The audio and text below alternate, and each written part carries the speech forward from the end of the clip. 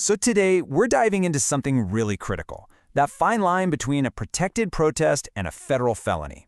When you're demonstrating against federal officers, say like ICE, knowing where that line is, well, it can mean the difference between making your voice heard and facing decades in prison.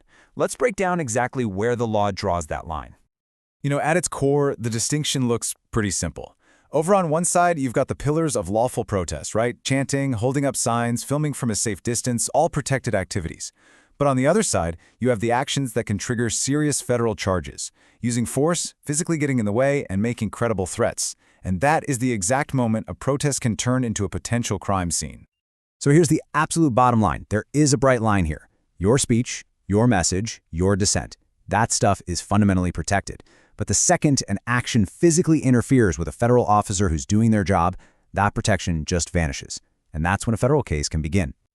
Okay, to really understand how this all works, we need to look at the government's go-to tool for these situations. It's Title 18, Section 111 of the U.S. Code. This law is all about assaulting, resisting, or impeding federal officers. And trust me, it's almost always the very first charge the prosecutors reach for. Now, the single most important word in that entire law is forcibly. Everything pivots on this one word. And you might be surprised to hear that it doesn't always mean you have to make physical contact. According to Department of Justice guidance, just a credible threat, especially if it's paired with some kind of aggressive movement, can be enough. If an officer reasonably fears they're about to be harmed, that can legally qualify as a forcible act. And once that forcible line gets crossed, the penalties ramp up incredibly fast. The consequences are tiered, and believe me, they get severe in a real hurry. Let's take a look at just how quickly this can all escalate.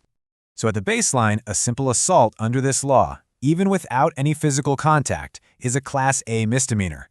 This would cover actions that forcibly get in an officer's way, and it carries a maximum sentence of 1 year in federal custody. But look at this jump. It's huge. The moment any physical contact is made, we're talking shoving an officer, grabbing their arm, even just yanking on a car door, the charge skyrockets from a misdemeanor to a felony. The maximum potential sentence leaps all the way to 8 years. That is a massive escalation for just a single action. And this brings us to the top tier. If that physical contact actually results in any kind of bodily injury to the officer, or if a dangerous weapon is used, the maximum penalty hits 20 years, all under this one single statute. You really can't overstate how serious this is. So we've seen the law in theory, but what does forcible interference actually look like on the ground? Let's move from the legal books to the specific actions that prosecutors are consistently charging people with at these protests. These are the classic examples prosecutors are always looking for: surrounding a vehicle so it can't move, linking arms to form a human wall to block a gate, or rushing a team of officers while they're making an arrest. And get this, even throwing small objects can count if it forces an officer to flinch or take cover. And like we just talked about, making a threat while aggressively moving towards an officer is another clear trigger.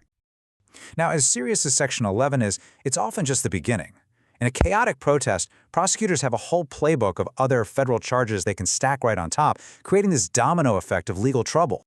For example, if a protest gets labeled a civil disorder, which basically means it's become volatile or violent, prosecutors can tack on a charge for obstructing law enforcement during civil disorder. It pretty much acts as an enhancer, adding another potential felony on top of everything else. And this next one, it's a big one, especially for organizers.